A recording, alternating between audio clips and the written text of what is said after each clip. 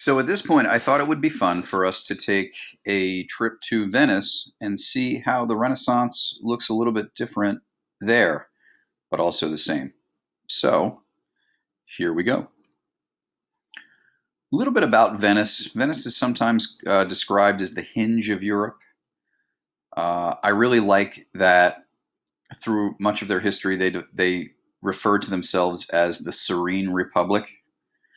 So it's situated in a perfect spot and has the perfect geography for how it will express itself in the late Middle Ages and then through the Renaissance. So from the 13th century to the 18th century, Venice is a really important trading maritime republic. So the sea is what defines Venice.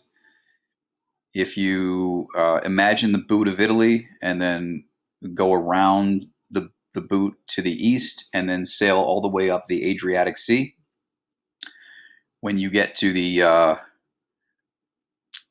place at the top of the Adriatic, the northernmost part of the Adriatic, where the Po River empties, here you have this beautiful Venetian lagoon, and Venice is made up of more than 100, 115, 116 islands that are, um, some of them are driven into the lagoon on pilings, and they're connected or interconnected through a series of bridges. Very defensible, uh, and it gives them great access to, like I said, the water. So, starting in the late Middle Ages, Venetian traders could be found all over Europe, as far away as England and Scandinavia, and through the Middle East or the Near East. As they became more and more commercially successful, so too did their mercenary armies and their military and their navy. So they began establishing trading posts, which then became outposts of their empire all throughout the Eastern Mediterranean. And some of these were as far away as the Black Sea in what is today Ukraine and Russia. Some of them as far away as Greece. They dominated the Dalmatian coast, the Illyrian coast, what is today Croatia and Albania. And these guys were, for a period, the masters of the Eastern Mediterranean, all the way up until the Battle of Lepanto in 1571, which they win, and then have about another 100 years or so of their own golden age. So the Serene Republic, and they really were a republic. Um, we've seen in Florence at different periods of its history was a republic in name only. They were dominated by a handful of strongmen, the Medici family. In Milan for a period was dominated by the Sforza family. In Venice, you have a collection of wealthy, powerful families that make Venice an oligarchic republic. So they had a senate, they had a council, they would elect a unitary executive who would serve for life called the Doge. But there is a picture of, or there's a map of what Venice looks like. You see the Grand Canal there in the middle. Some of the outlying islands, Murano, we'll spend a little bit of time there. There are a series of barrier islands called the Lido. If you are fortunate enough to spend some time in Venice, Venice itself can be very expensive. It's one of the more expensive cities in Europe. It's one of the most expensive cities in Italy, certainly. My recommendation would be if you can travel to Italy off peak, and meaning not in the summertime, and you can get some really good deals on the Lido and stay there in. It's kind of like staying in resorts off peak. So you can get some really good deals there, and it's so close to Venice proper, you can simply take a taxi over there for the day. So here we have Venice, where it's situated along the Adriatic and Italy. Now, when we take a look at where Venice is, Venice is one of those cities like Vienna that's kind of the gateway to Eastern Europe. So when we were in France and when we were in Florence, you notice that the architecture there uh, is very representative of Western Europe. So if you were to look at a church in Florence, if you were to look at a church in Rome, it's going to look like what we've expected from Western European architecture. Venice, because it's been influenced by so many different cultures, and it's so cosmopolitan, and it's that hinge on the East. We're going to see a lot of Eastern influence, and we're going to see a lot of Middle Eastern influence as well, which I think is really cool. And of course, that will express itself in the art, in the literature, and in the architecture. There's the Doge. I've always liked the Doge's hat. So that ceremonial outfit that he will wear is influenced by Eastern style, or what they used to call Oriental style, which is the Latin term for Eastern. So not native to a specific country in the East, but just Eastern in general. There is the Doge's Palace on the left. It is one of the most recognizable pieces of architecture in Venice. And there is the Doge's Barge, the state barge of Venice. He would always keep it manned and ready to go. So if there was a riot or urban unrest in Venice, and it would happen because Venice was one of the largest cities in the world. It had a population in the 16th century of over 100,000. That'll be reduced considerably by the plague. But if there was urban unrest and if the Doge was threatened, he and his retinue could run onto the barge, and they would have it pulled to the center of the lagoon where they would be safe. So there's the Doge. There's the Doge's palace. This is something that you're probably familiar with, or the scene you are probably familiar with in some way. On the left, that large, tall structure is the Campanile de San Marco. So that's the bell tower. On the right is the Doge's Palace. And in between the Doge's Palace and through those two Greek-style columns, we have the Piazza San Marco, or St. Mark's Square. Also point out a couple other things that are very symbolic of Venice. In the foreground of the picture, you can see the gondola. The gondola is the boat that tourists like to take when they are in Venice. If it's your first time there and you really want to ride in a gondola and do that, go for it. I personally, I find them to be a little overpriced, and if you want to get around from place to place in Venice, I recommend the taxis. The water taxis are pretty cheap, and they're a great way to get from point A to point B. Also, check out the crowds. The Venetians are like Parisians in that they have this particular attitude towards tourists. They have a saying in Venice: no matter what, they will come, meaning the tourists. And during tourist season, this island just balloons. Oh, also in the front, you can see one of the fundamental problems here with Venice and Venice's future. Those of us who are really interested in maintaining the treasures of antiquity, we're really worried about Venice because Venice is at sea level, and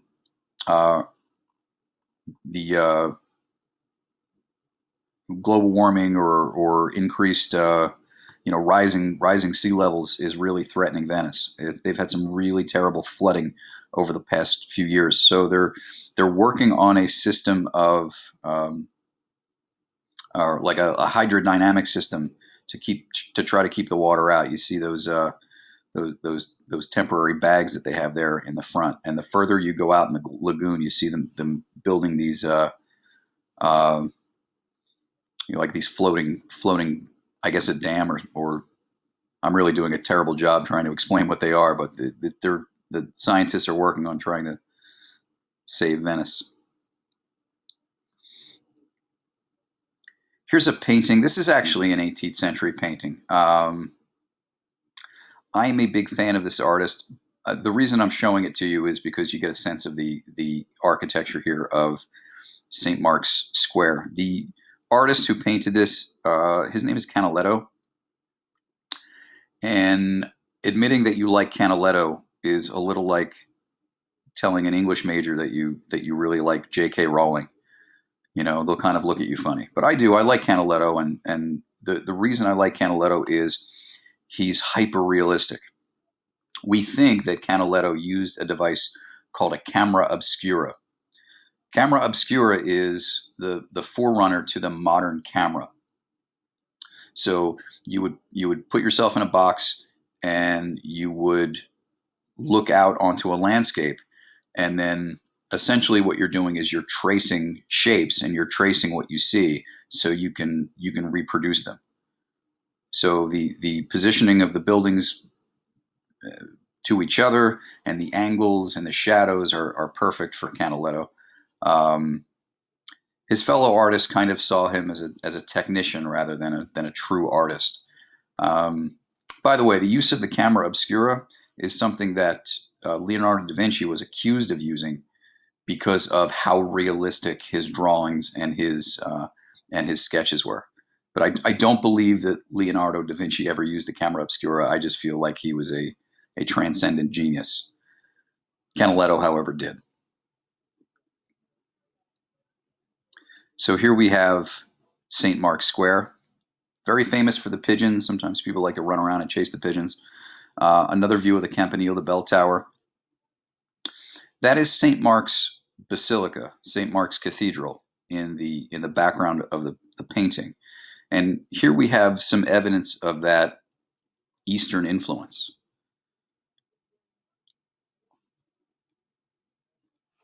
And here's another view of St. Mark's Square. So from this view, we can see the original influence for St. Mark's Square, which is not the Far East, it's actually the Near East. It's this complex, the Great Mosque of Damascus, Syria. You see the rectangular layout, the repeated use of the Roman arch, and how St. Mark's Square is really a copy of the Grand Mosque at Damascus.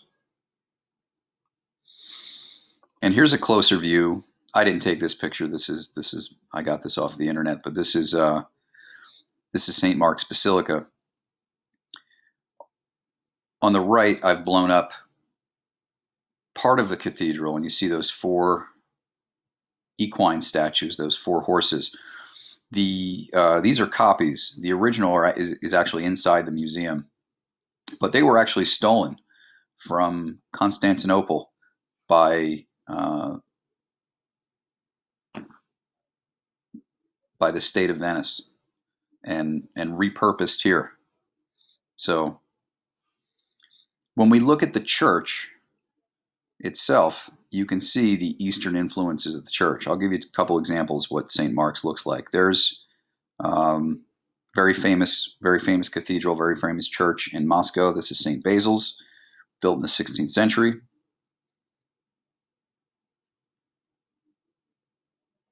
Maybe the most famous church in all of Eastern Christendom. This is the Hagia Sophia in Istanbul, in Constantinople. Although the Erdogan government in Turkey just announced this week that they were going to start using it as a mosque, which is interesting. So that's just a piece of current event. But you see the repeated use of the domes here.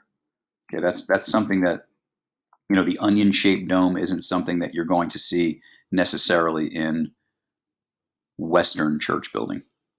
This is more of the Eastern Church, or the influences of the Eastern Church on Venetian church architecture.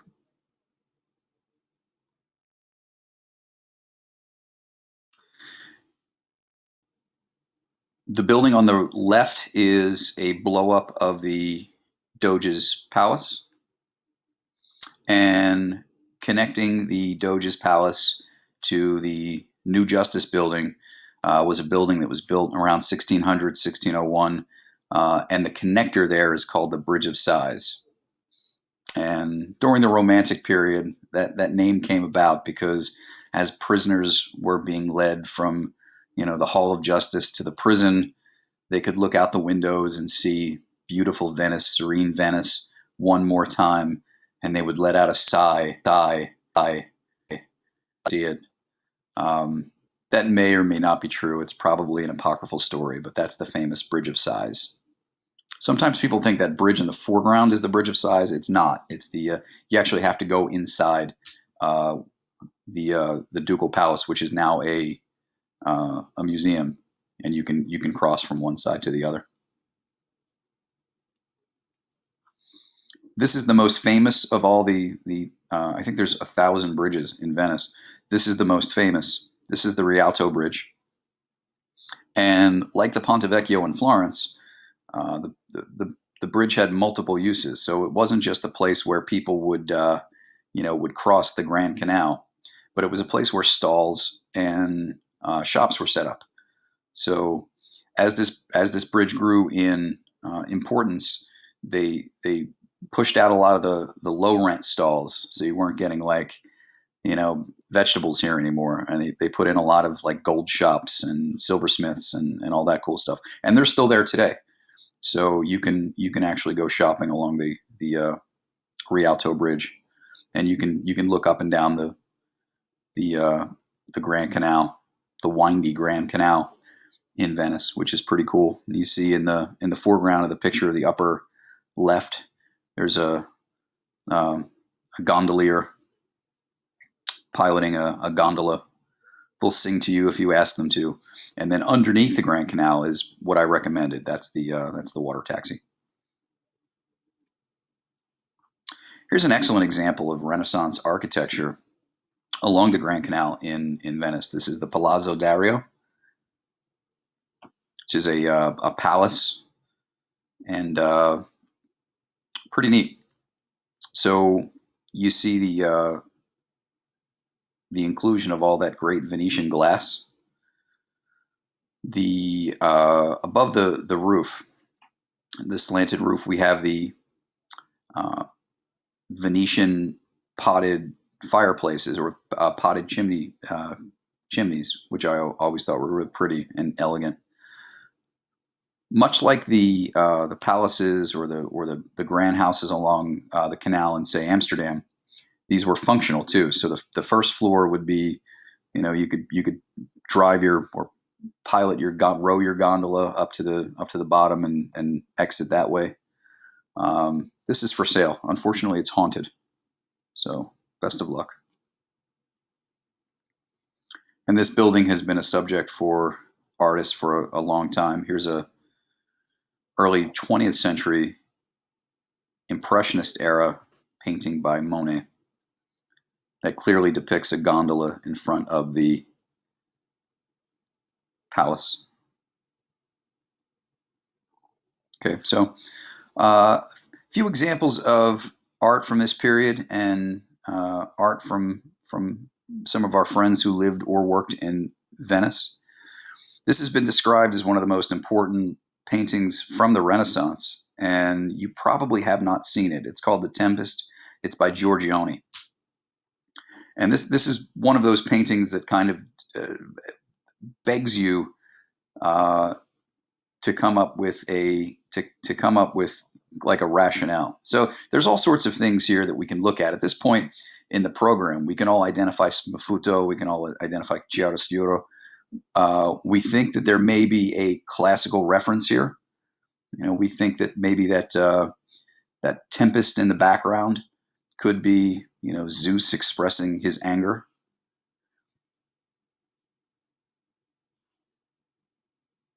But Giorgione is responsible for a number of other artistic styles and conventions during the Renaissance, and specifically the Venetian period. So this is an altarpiece. You can see this at the Gallery Accademia, easy for me to say, in Venice, and it's Madonna and Child.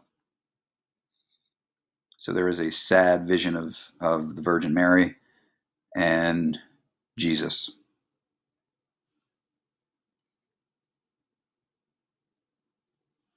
Giorgione is responsible for another artistic convention, but we really can't talk about that convention without talking about the famous, or the most famous, of all the Venetian artists, and that's Titian. This is the altarpiece, the Assumption of Mary, uh, that depicts the Assumption of Mary, the Ascension of Mary into heaven. You'd find it at the Ferrari Church in Venice. So there's 3 levels or 3 tiers to this painting. Bottom one is, the assembled masses. They're all very upset. They're all very sorry to see Mary go.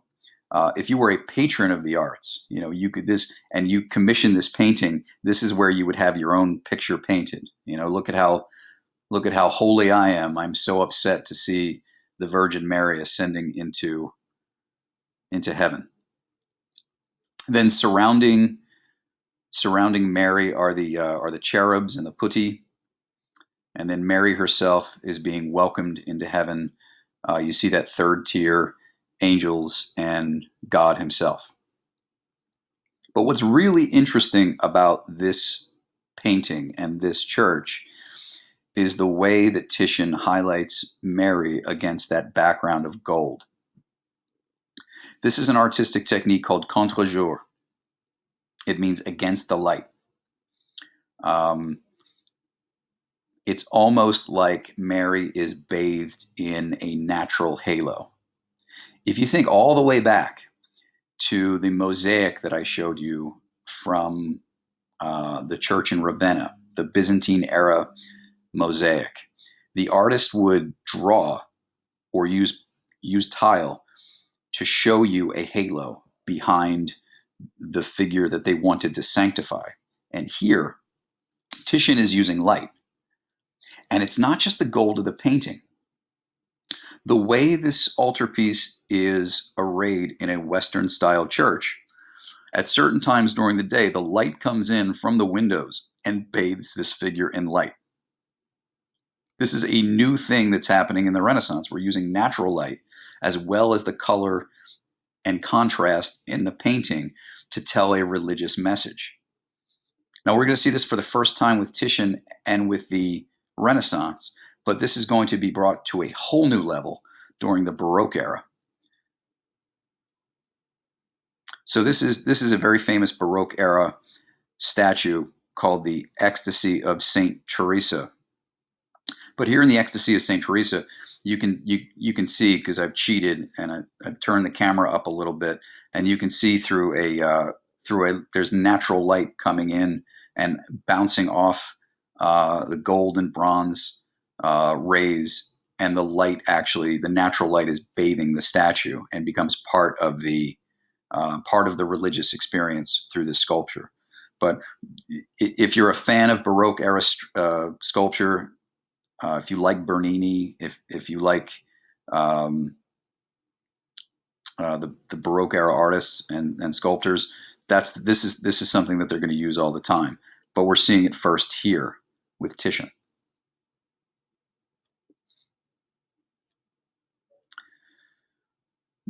Giorgione gave birth to this new convention of paintings called the reclining nudes. The person who did them best was Titian, but Giorgione kind of started the movement with a painting called the Dresden Venus. But I'm going to show you a few of Titian's. This is Danae. So here we see the influence of classicism. This is a famous story from Greek mythology. There's Danae. She's the wife of a king. The king receives a prophecy that the son of his wife will kill him, and so he locks his wife up. make sure that she cannot give birth to a child. And Zeus, as Zeus was wont to do, changes forms. He used to do this from time to time. Zeus, if you know anything about Greek mythology, Zeus would change himself into a swan. Zeus would change himself into a bull. Zeus would change himself into a cloud of air, into a snake, and just randomly going around and uh, hook up with ladies. Modern Zeus would not have survived the Me Too movement. I'll tell you that. So here he visits Danae in a cloud, in a shower of gold, and so Titian has depicted Zeus as a shower of gold coming to Danae and then impregnating her. This is one of Titian's reclining nudes, but the most important one is the Venus of Urbino. You've definitely seen this one before. This is at the Uffizi. Hopefully, if you weren't rushed through the Uffizi, you found yourself in the Tribune Room, and this is where this painting is displayed. I like all of the paintings of the Renaissance, many of the paintings of the Renaissance, but this would definitely be in my top 5. I love the dog. So sometimes there's symbolism in Renaissance paintings, or there's symbolism in paintings, period. The dog is thought to be here a symbol of fidelity. So this person had commissioned a painting of this woman, and then the dog is there to let everybody know that she's chaste, even though Venus is the goddess of love.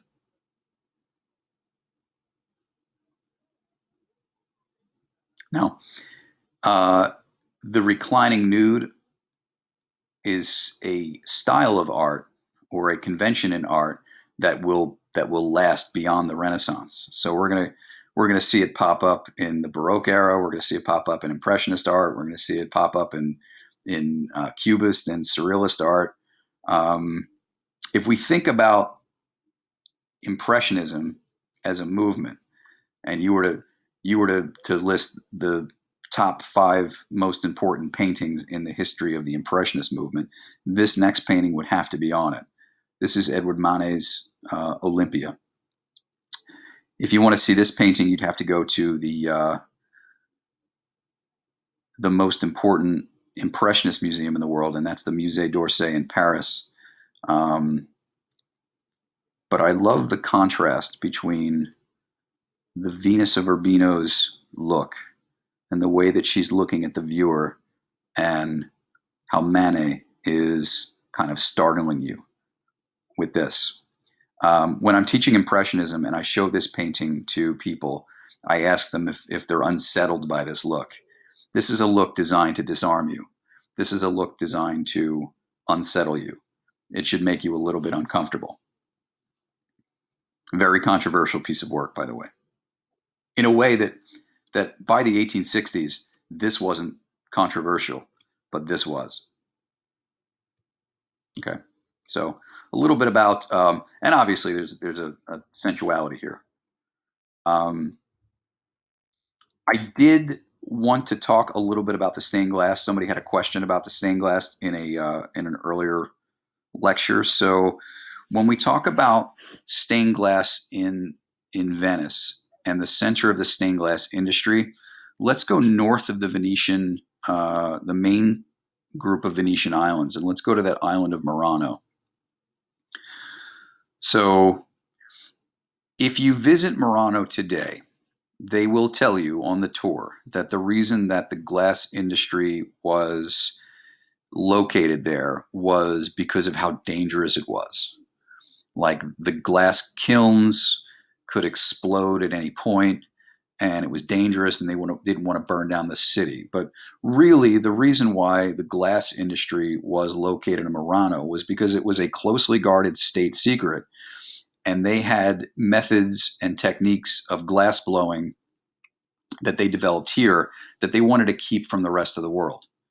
In the same way that the inventions that the English perfected in the wool industry, which spearheaded the Industrial Revolution. The English tried to keep that from those machines from leaving the country. Well, just like the Belgians and the French and the Americans stole those secrets from the English, so too eventually did the secrets of glassmaking get out of Murano and went to places like Nuremberg, Germany, and then eventually to the rest of Europe. So it's not these techniques weren't a secret anymore. But if you go to Murano today, you can still see how they blew glass in the late medieval period and into the Renaissance. And if it's something that interests you, or you like Murano glass, and then it's definitely worth going to. It can be a little bit touristy, and the whole idea here is that they try and get you to buy stuff. So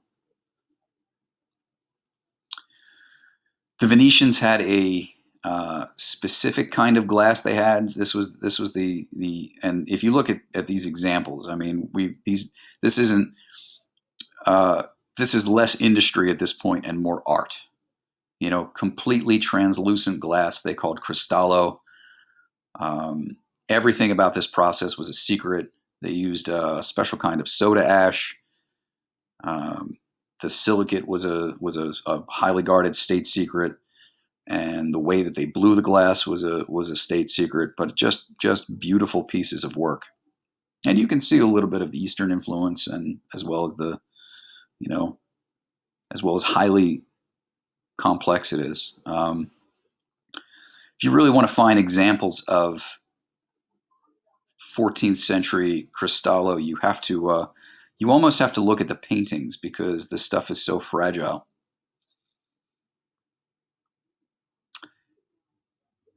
This is a painting that we could find in Venice, next to St. Jerome. We're not really sure who that figure is. There's some debate as to who that person in the blue dress is holding the cristallo glass. Typically, when you see someone depicted in Renaissance art with red hair holding oil, it depicts Mary Magdalene, who was a figure that Renaissance artists had a real fascination with. So possibly Mary Magdalene, but there's some debate. Okay, so a little bit about Venice. Hope you enjoyed our trip through Venice. If anybody has any Venetian questions, please, happy to address them.